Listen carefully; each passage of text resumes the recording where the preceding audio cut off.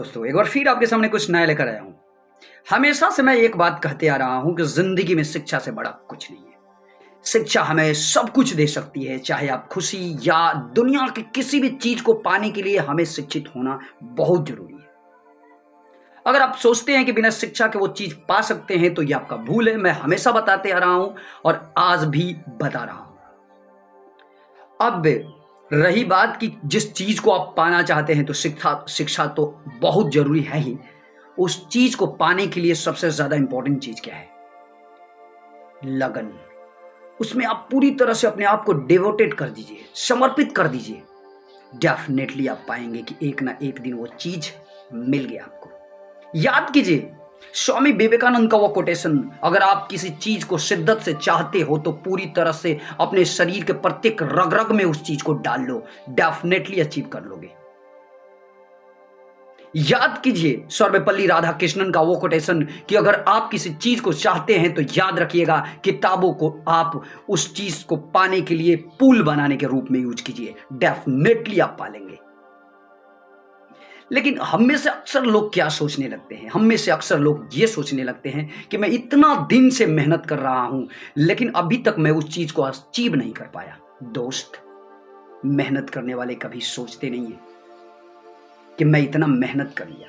जब अगर इंसान अपनी भलाई को किसी के प्रति अगर भलाई कर देता है, अगर उसे ये सोच आ जाए, उसके दिमाग में ये सोच आ जाए कि मैं उसे मदद कर दिया, तो फिर वो मदद नहीं कहला सकता। ठीक उसी तरह से जब आप मेहनत करते हैं किसी चीज़ को अचीव करने के लिए, प्राप्त करने के लिए, लेकिन जिस दिन आप ये सोच लेते हैं कि आप इतना दिन से मेहनत कर रहे हैं, अभी तक आप उस चीज़ को नहीं प्राप्त कर पाए, तो याद रखिएगा वो आपका मेहनत सारा बेकार चला जाएगा।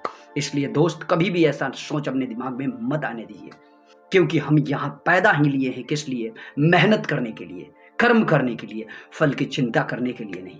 आप सोते हैं वो भी एक कर्म है, लेकिन क्यों ना आप अपने चॉइस को, अपने पसंदीदा कर्म को करके अपने समय को बर्बाद करें, अच्छा रहेगा। अगर यूं ही किसी और काम में अपने समय को बर्बाद करते हैं तो याद रखिएगा एक दिन आपको ये समय बर्बाद करके रख देगा। जो ग्रंथों में लिखा है या दुनिया के महान व्यक्तियों द्वारा रचित किसी भी किताब में कुछ लिखा भी है तो वो गलत नहीं है।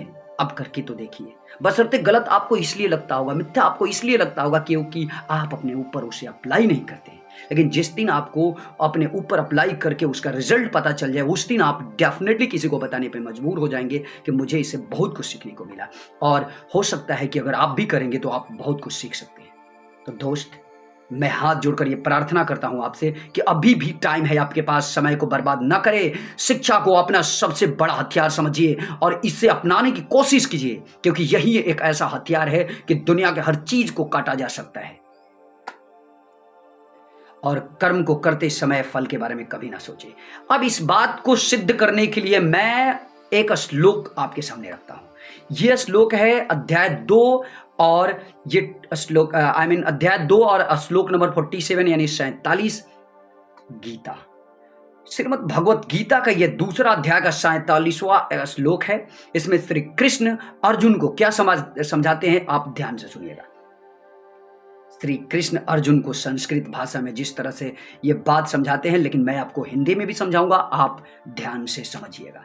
कहते हैं कर्मण्येवाधिकारस्ते मां फलेषु कदाचन मां कर्म फल हेतुर्भर्मा ते संगोस्तव कर्मणि। अब सवाल यह है कि इसका मतलब क्या होगा। टेंशन मत लीजिए, मैं बताता हूं।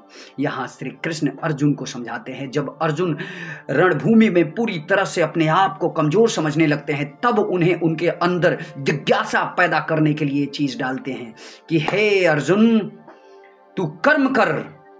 इंसान को कर्म में ही सिर्फ ध्यान देना चाहिए, उसके फल के बारे में 1% नहीं सोचना चाहिए, क्योंकि हम जन्म ही लिए हैं कर्म करने के लिए। इसलिए तुम कर्म पे ध्यान दो, सिर्फ कर्म करो।